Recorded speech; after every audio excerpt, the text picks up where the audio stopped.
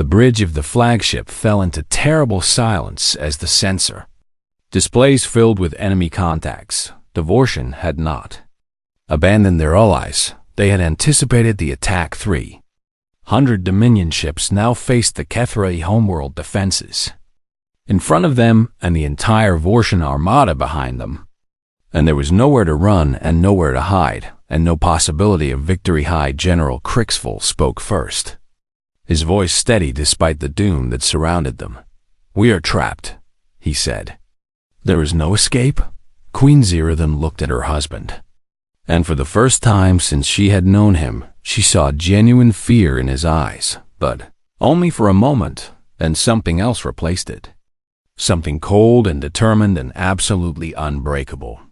"There is one more option," Minho said quietly. "What option? What could possibly save us now?" Minho walked to the communication console and entered a code that no one on the bridge recognized. 3 weeks ago, I sent a message to Earth," he explained as he worked. "A request I hoped would never be necessary. But I have learned that hope is a poor substitute for preparation." "What did you request?" "Help." The communication channel opened, and for a heartbeat, nothing happened. Then space itself seemed to tear open as 12 ships emerged from hyperspace. They were not large, not by the standards of the massive dreadnoughts that filled this sector, but there was something about them that made every officer on the bridge stop breathing. The ships were black as void and sharp as blades, and they moved with a precision that spoke of absolute mastery. And on their hulls, they carried the insignia of the Terran Defense Force. "Those are Indomitable-class cruisers," Admiral Vethkai whispered. "I have heard stories about them." "What stories?" "That they destroyed the Zelther Empire." Minho opened a broadcast channel to the enemy fleets, and when he spoke, his voice carried across every frequency in the system. "This is Colonel Park Minho of the Terran Defense Force," he announced. And the title sounded different than it had before, heavier and more dangerous. "The Volcari Dominion is under humanity's protection. You have one chance to withdraw. We will not offer another." The response came from the Vortian flagship, a deep rumbling voice full of contempt. 12 ships, the Vortian commander said. "You threatened 2 armadas with 12 ships." "Yes. Why would we fear such a pitiful force?" Minho smiled. And it was not a pleasant expression. "Because those 12 ships ended the Zelther Empire," he replied. "There were 100 of us at the start of that war. 12 were enough to finish it." Silence across every channel. The Vortian commander did not respond immediately, and Zirethan watched as their fleet began to shift formation. Subtle movements that suggested recalculation.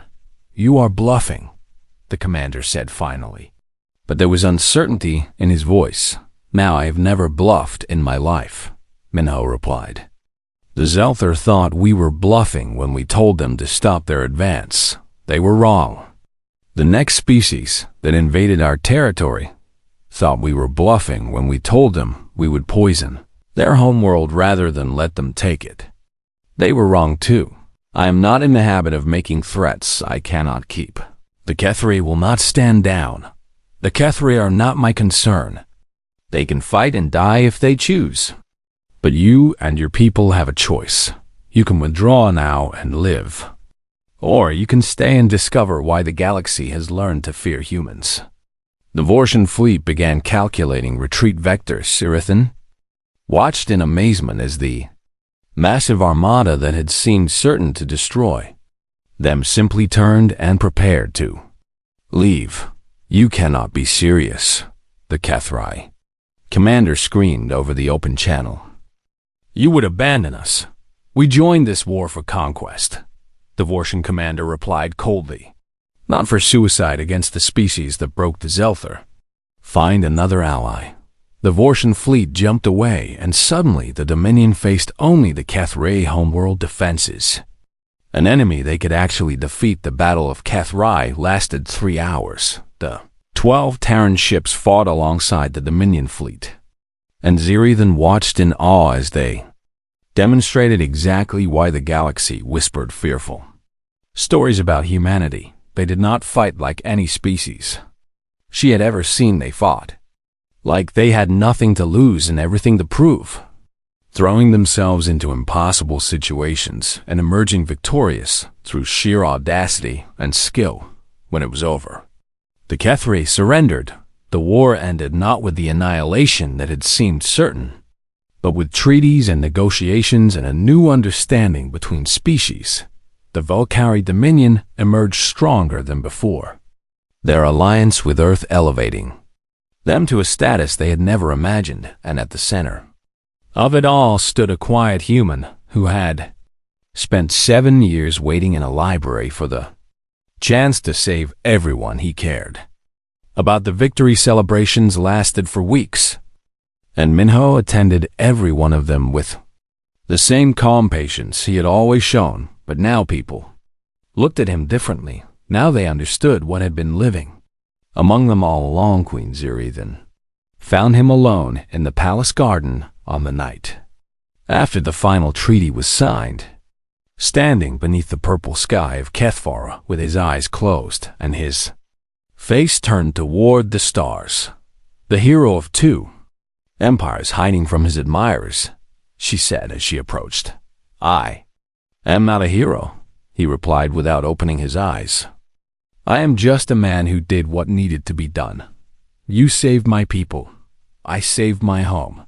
She stopped beside him, close enough to feel the warmth of his body in the cool evening air. You consider this place your home. He opened his eyes and turned to look at her. And in the starlight, she saw something she had never noticed before. Love. I have considered it my home since the day I arrived, he said.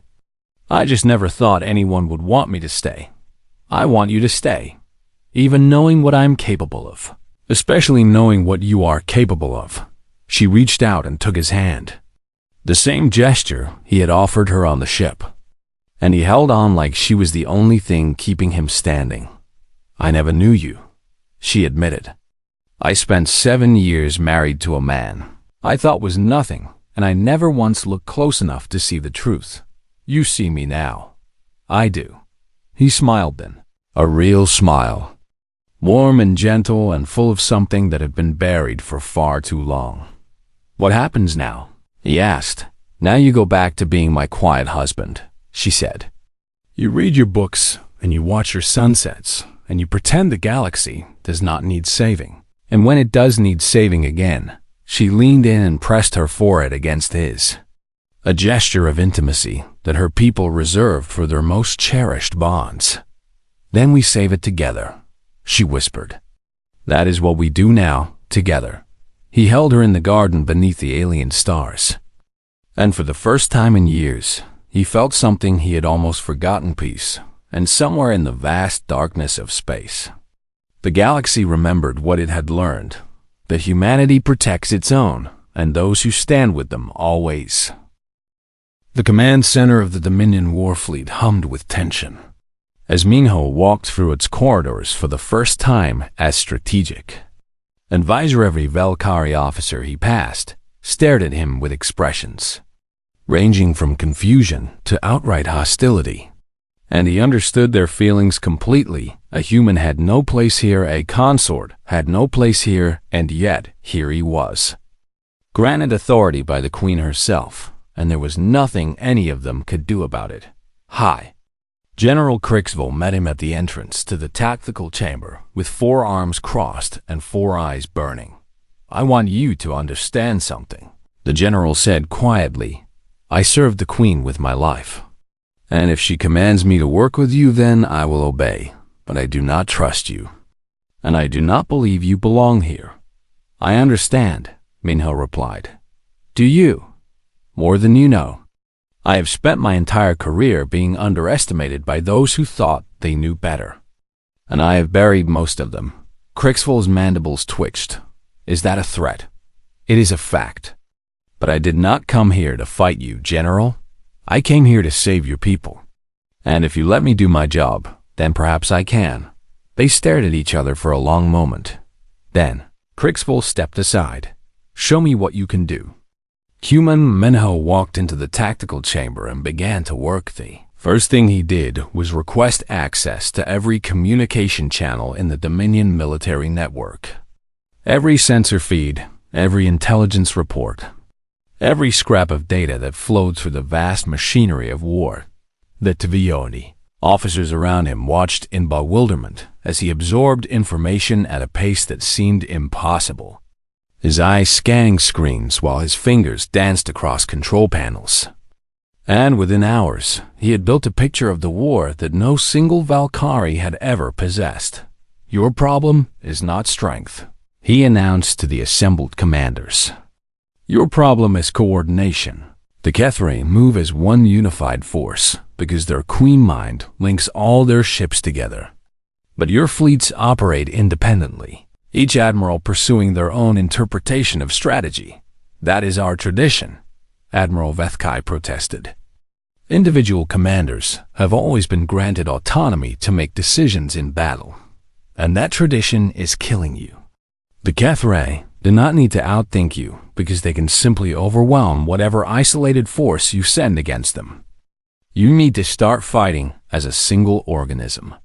"How do you propose we accomplish that?" Minho smiled. "You give control to someone who can see the entire battlefield at once." He reorganized the Dominion's defensive strategy over the next 3 days. And every change he made horrified the officers who watched him work.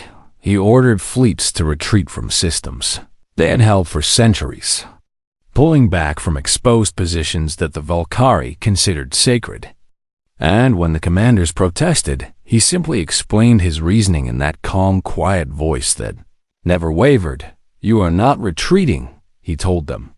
"You are letting the enemy advance into a trap. The Kethri see empty space, and they rush to fill it because their instincts demand expansion. But every system they take stretches their supply lines thinner and moves them closer to the killing ground. I am preparing." "What killing ground?" "You will see." The Battle of Yevon's Drift began on the 14th day of the war. Kethri had pursued what they believed was a broken Dominion force for 3 systems, their confidence growing with each victory. And when they finally caught the fleeing ships in the Yevon Drift, they prepared for a final crushing blow. They did not notice the mines until it was too late. Minho had seeded the entire region with stealth explosives, weapons so small that Kethri sensors dismissed them as debris. And when the enemy fleet entered the drift, the mines activated in a cascading wave of destruction that tore through shields and hulls alike. And while the Kethri reeled from the first attack, the Dominion fleet that had seemed to be running suddenly turned and struck. The ambush was perfect. The timing was perfect. Everything Minho had planned came together in one devastating moment. And by the time the battle ended, the Kethri had lost 40% of their assault force, while the Dominion had lost only 12 ships high. General Crixville found Minho in the command center after the victory reports came in. The human was sitting alone, staring at a display that showed the locations of destroyed ships. And his expression was not triumphant, it was tired. "You did it," Crixville said. "You actually did it." "We did it," Minho replied without looking up. "Your officers executed the plan flawlessly. They deserve the credit. The plan was yours. Plans are easy. General, people are hard." Crixville sat down across from him, forearms folding in a gesture that meant something different than it had before. "I owe you an apology," he said. "I judge you based on your species and your position, and I was wrong. You were doing your duty to protect your people from unknown threats. I do not blame you for being cautious. How can you be so calm about everything? We just won a major victory, and you look like you are attending a funeral." Minho finally met his eyes. "Because I know what comes next," he said. "The Kethri will learn from this defeat and adapt their tactics. And the war will grow harder before it ends. I have seen this pattern before in your previous war." "Yes. The Zelther thought they had defeated us a dozen times. And each time they learned the humans do not surrender. We just change our approach. What did you do to finally win?" Minho was quiet for a long moment. Things I'm not proud of, he admitted. Things that kept me awake for years afterward, but we survived. And that is what matters in the end. Queen Zira then arrived at the command center the next morning, traveling from the palace to the war fleet for the first time since the conflict began. And she found her husband exactly where Crixful had described sitting, alone staring at the dead. "You saved thousands of my people yesterday," she said. "I killed thousands of theirs. They are the enemy." "They are still people," Minho replied. "I have never found joy in killing, even when it is necessary." She sat down beside him, something a Velkari queen had never done with any consort in recorded history. "Teach me," she said. "Teach you what? How you think. How you see patterns that my best strategists miss. How a species as young as yours learned to fight like this." He looked at her then, really looked at her, and she saw something in his eyes that might have been hope. "We learned because we had no choice," he said. "Humans were prey for most of our history, and we survived by becoming clever rather than strong, by watching our enemies until we understood them better than they understood themselves. And then we stopped being prey." A message arrived before she could respond. The Kethri were bringing in allies. The Vortian hegemony had joined the war, and suddenly the odds had shifted from difficult to nearly impossible. Minho read the report 3 times before speaking. "This changes everything," he said quietly. "Can we still win?" He did not answer for a very long time. "I do not." "No," he admitted finally. "But I know we can make them pay for every system they take, and sometimes that is enough." The War Council met in emergency session as reports of the Vortian hegemony's fleet movements filled every screen in the command center. The numbers were devastating. The Vortian brought fresh ships and fresh soldiers and fresh hunger for conquest. And combined with the remaining Kethri forces, they outnumbered the Dominion nearly 5-1. High General Crixful presented the strategic analysis with a voice that carried no hope. "We cannot hold the outer systems," he said. "We must consolidate our remaining forces around the core worlds and prepare for a siege we cannot win." Admiral Vethkai replied, "They will starve us out within 2 years. Then we fight until we cannot fight anymore. That is the Velkari way. The Velkari way will lead to extinction." The argument continued, voices rising and tempers flaring. And through it all, Minho sat in silence at the back of the chamber.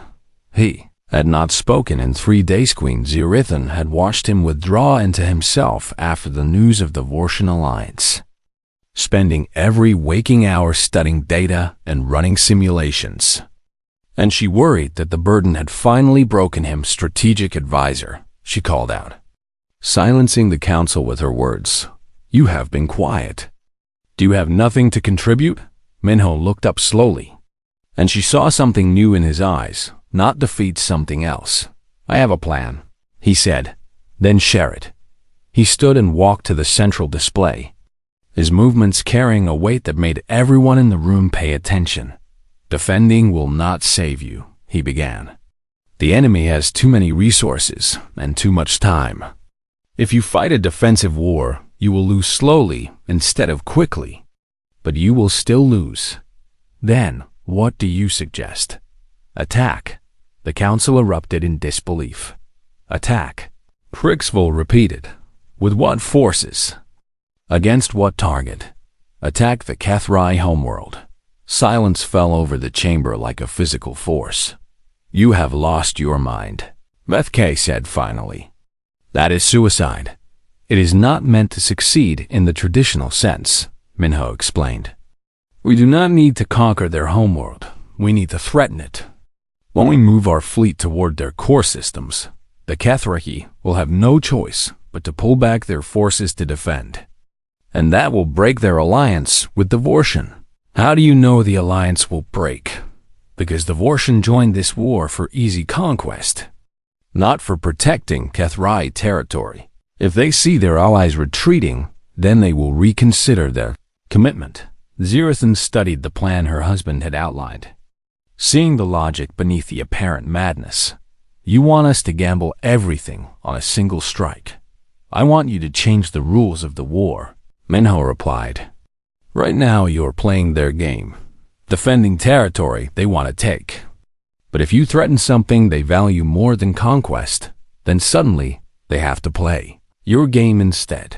And if the Vortian do not retreat, then we will be trapped between two enemy fleets with no possibility of survival. The honesty of his answer silenced any remaining objection. Zerathan looked around the council chamber at officers who had served her for centuries, at loyal subjects who would follow her into darkness if she commanded it. And she made her choice. We will do it, she announced. Your Majesty, Quixful began. I have made my decision. General, prepare the fleet for departure. The preparations took 6 days. And during that time, Zerathan found herself seeking out her husband. More and more often she found him in the observation deck on the 5th night, standing alone before a massive window that showed the stars of her dominions stretching endlessly into the void. You have not slept, she said. Neither have you. I am a queen preparing for what may be my final battle. What is your excuse? He smiled slightly at her tone, the first smile she had seen from him in weeks. I'm thinking about all the ways this plan can fail. That does not sound productive. It is necessary. If I can identify the ways we might fail, then I can prepare contingencies for each one. She moved to stand beside him at the window. What was the Zelther War like? The question seemed to catch him off guard. Terrible, he said after a long pause. They came to our colonies without warning and began consuming everything. Every world, every station, every ship. They did not negotiate or communicate. They simply devoured. How did you survive? We learned to be monsters ourselves, he replied. And his voice carried the weight of old wounds that had never fully healed. We used weapons that poisoned worlds for generations. We destroyed civilian populations to deny the enemy resources. We became everything we had always feared becoming. Do you regret it? Every day. But I would do it all again if I had to. Because the alternative was extinction. She considered his words carefully. Is that what you will do here? Become a monster again? He turned to face her. And in the dim light of the stars, she saw something vulnerable in his expression. Only if I must, he said. I would prefer to find another way. I believe you will. The fleet launched on the 7th day. 300 ships carrying the hope of the Valkyrie, dominion toward enemy territory. Queen Zerathan commanded from the flagship, standing on the bridge with her consort at her side. And when Minho objected to her presence, she simply smiled. You taught me that leaders must be willing to die with their people, she said. Show me you believe it. I have always believed it. Then we will face whatever comes together. The journey took 11 days. 11 days of tension and preparation and conversation. And during those long hours in space, Zerathan learned more about her husband than she had in 7 years of marriage. He told her about the battles he had fought and the soldiers he had lost and the guilt that still haunted his dreams. He told her about Earth, about blue oceans and green forests, and cities that reached toward the sky. He told her about the day humanity stopped being afraid of the darkness between stars and started becoming something the galaxy should respect. We learned that kindness without strength is just slow extinction, he said on the final night before they reached enemy space. So we became strong. But we never forgot how to be kind. That is the human way. And if we win this war, then I would like to go back to being your quiet husband, he said. I would like to read books and watch sunsets and pretend the galaxy does not need saving. And if war comes again, he took her hand. A gesture so small and so human that it somehow meant more than any grand declaration. That I will save it again. They arrived at the Kethray homeworld to find the defense fleet smaller than expected. The gamble was working, and then the Vortian armada dropped out of hyperspace behind them. The War Council stared at the human standing before them like he had grown a second head. Minho had spent the last 30 minutes explaining his analysis of the Kethray fleet, pointing to holographic displays that showed enemy formations in communication networks and supply lines. And every word he spoke seemed to offend the Valkyrie officers more deeply than the last. This is absurd, High General Crixful declared. His forearms crossed over his chest in a gesture of absolute dismissal. You expect us to take military advice from a consort who has never held a weapon in his life. I have held many weapons, Minho replied calmly, though not the kind your people favor. He means no disrespect, Ambassador Yuna interjected quickly. He is simply trying to help.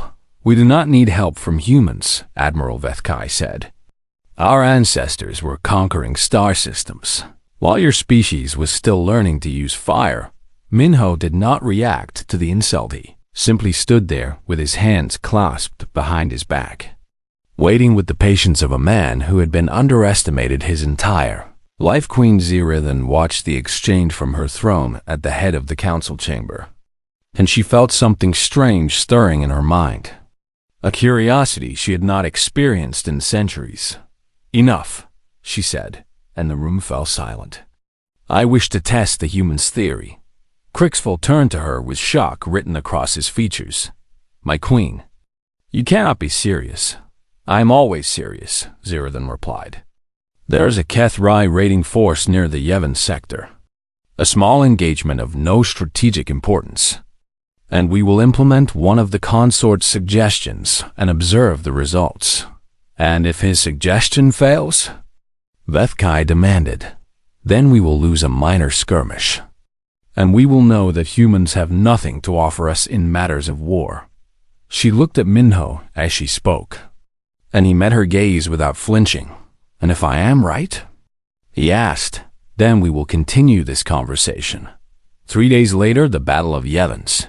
Reach changed everything. The Valkyrie commanders followed Minho's tactical suggestion exactly, positioning their ships in a formation that seemed weak and scattered, but actually created overlapping fields of fire at a specific engagement range. And when the Kethrai raiders attacked what they believed was a vulnerable target, they flew directly into a killing zone. The enemy lost 14 ships. The Dominion lost 2 when the reports reached the War Council. Crixful read them 3 times before he could speak. This is impossible, he said. Our forces were outnumbered 2-1. Numbers are not everything, Minho replied. The Kethrai fight with predictable aggression because their culture rewards boldness over caution. And that makes them vulnerable to anyone who can anticipate their movements. How could you possibly know their culture well enough to predict their tactics? Minho smiled that strange smile again. I have been reading about them for 7 years. Zira then dismissed the council after that and summoned Ambassador Yuna to her private chambers. Tell me everything you know about my husband, she commented. Yuna hesitated, her human face showing the discomfort that her species could never quite hide. And then she spoke. What do you wish to know? Your Majesty. Everything. Start from the beginning. Who is he really? The ambassador took a deep breath. His full name is Park Minho. And before he became a diplomatic consort, he held the rank of colonel in the Terran Defense Force. Zira then felt her secondary heart skip a beat. He was a soldier. More than that, Yuna continued. He was a tactician, one of the most decorated officers in the Human Zelther War. A conflict that lasted 18 years and nearly destroyed our species. I have never heard of this war. No one has. It happened in a remote sector far from Valkyrie space.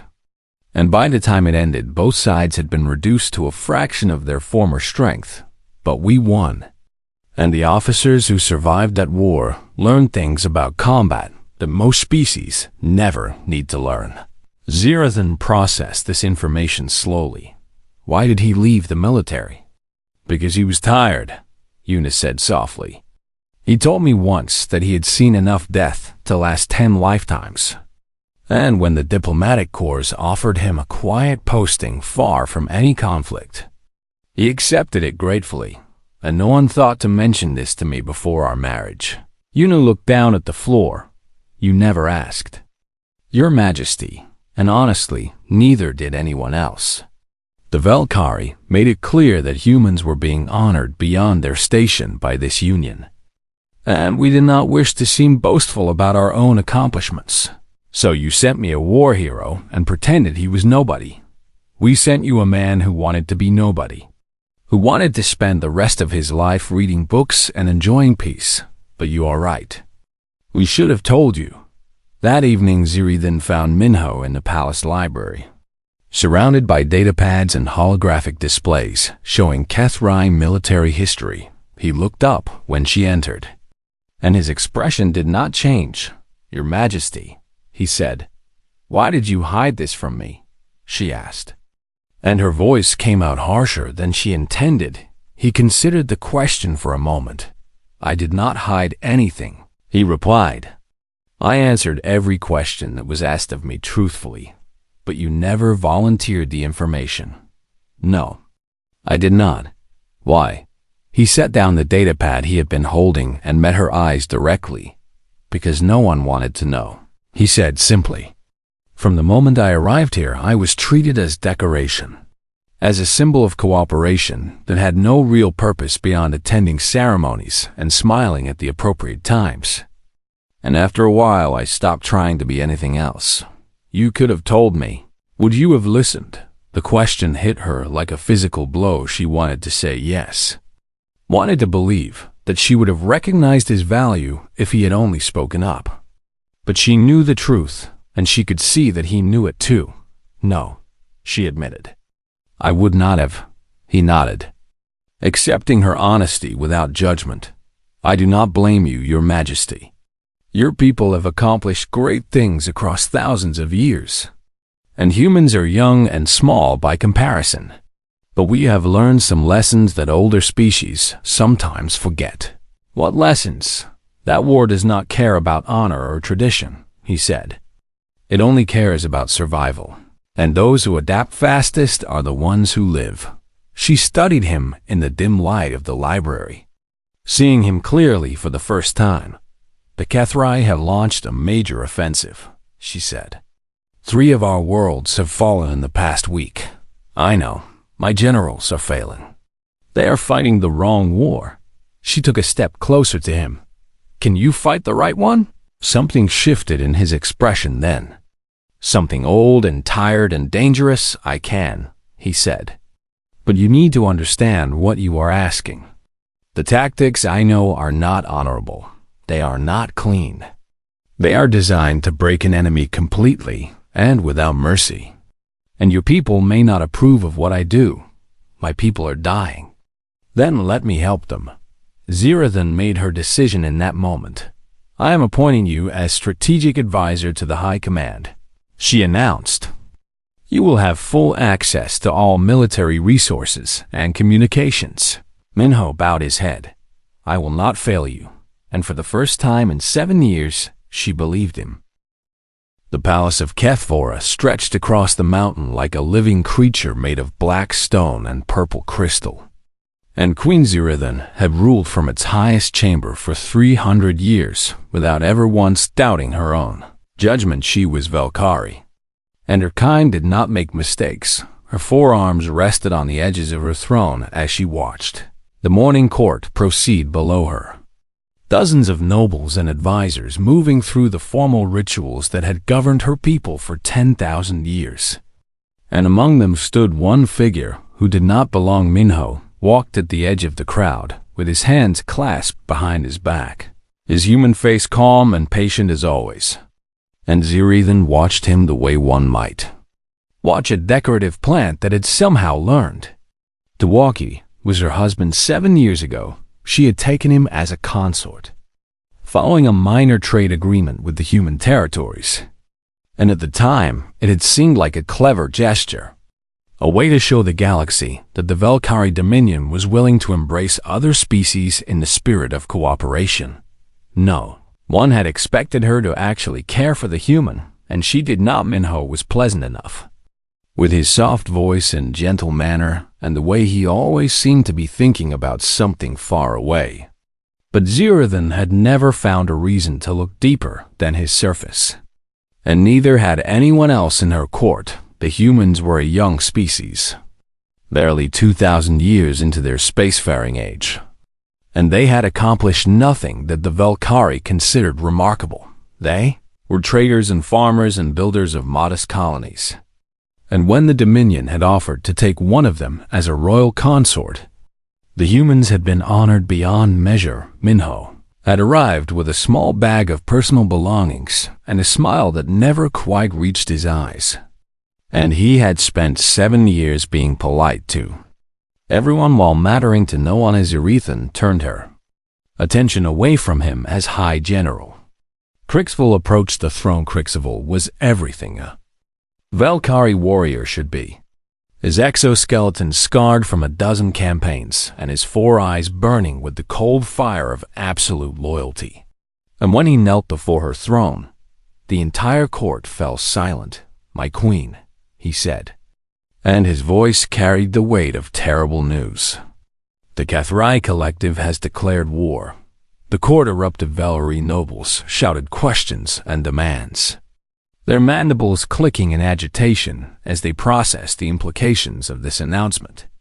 And Zirathan raised one of her hands to silence them all. "When?" she asked. 3 hours ago," Crixville replied. Their ambassador delivered the declaration personally before departing through the jump gate.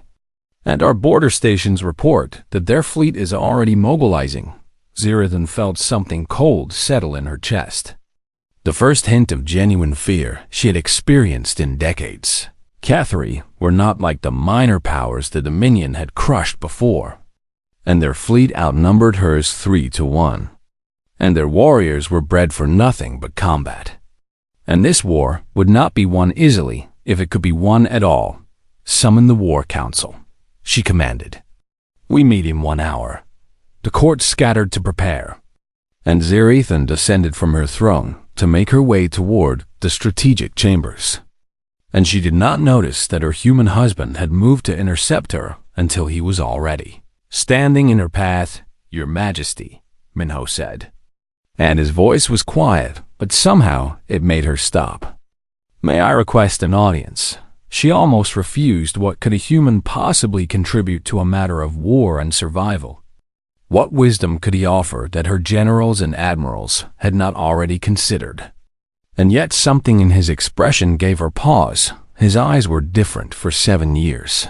She had seen him smile and nod and fade into the background of every gathering, a pleasant shadow that never demanded attention.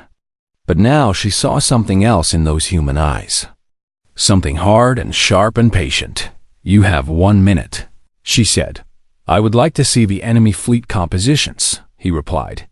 "The tactical data, the ship classes, their known command structures." Zirathan felt her mandibles twitch in what might have been amusement among her people. For what purpose? "To read them," Minho said simply. She should have dismissed him then. Should have sent him back to the library where he spent all his useless hours reading texts that no one cared about. But something stopped her. Perhaps it was curiosity. Perhaps it was the strange intensity in his voice. The way he spoke like a man who had been waiting for this moment for a very long time. "Very well," she said. "I will have the data sent to your quarters." He bowed, and she walked past him without another thought. And by the time she reached the War Council chambers, she had already forgotten the conversation. The meeting lasted 8 hours. General Crixville presented the full scope of the threat, showing holographic displays of the Cathrai fleet and the territories they would likely target first. And every scenario he outlined ended with the Dominion fighting a desperate defensive war that would drain their resources and claim millions of lives. We can hold them, Crixville insisted.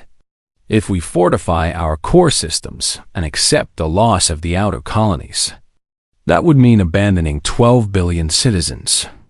Admiral Vethkai replied coldly, "Those citizens will die anyway if we spread our forces too thin." The argument continued, and Zerathan listened to her advisors debate the acceptable price of survival. And she felt the weight of her crown pressing down on her like a physical force. When the council finally adjourned, she returned to her private chambers exhausted and grim. And she found Ambassador Yuna waiting outside her door. Yuna was one of the few humans in the Dominion service, a diplomatic attach who had proven herself useful over the years. And her face was troubled. "Your Majesty," Yuna said, "your consort has requested an audience. At this hour?" "He says it is urgent regarding the war." Zerathan wanted to refuse, wanted to collapse into her rest chamber and forget about everything for a few precious hours. But the memory of Minho's eyes stopped her again. "Send him in." Minho arrived moments later, carrying a portable data pad in his hands, and he looked like he had not slept at all. "Your Majesty," he said, "I have found 3 critical weaknesses in the Kethri fleet formations." She stared at him. "I have analyzed their ship deployments and command patterns," he continued, "and I believe I can show your generals how to reduce their numerical advantage by 40% through targeted strikes at specific coordination nodes." For a long moment, Zerathan did not speak.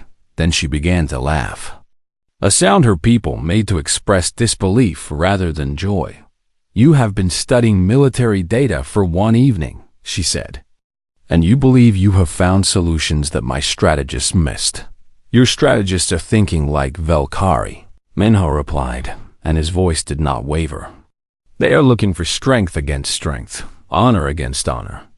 But the Kethre have weaknesses that only become visible if you are willing to think differently. And you can think differently. I have had practice."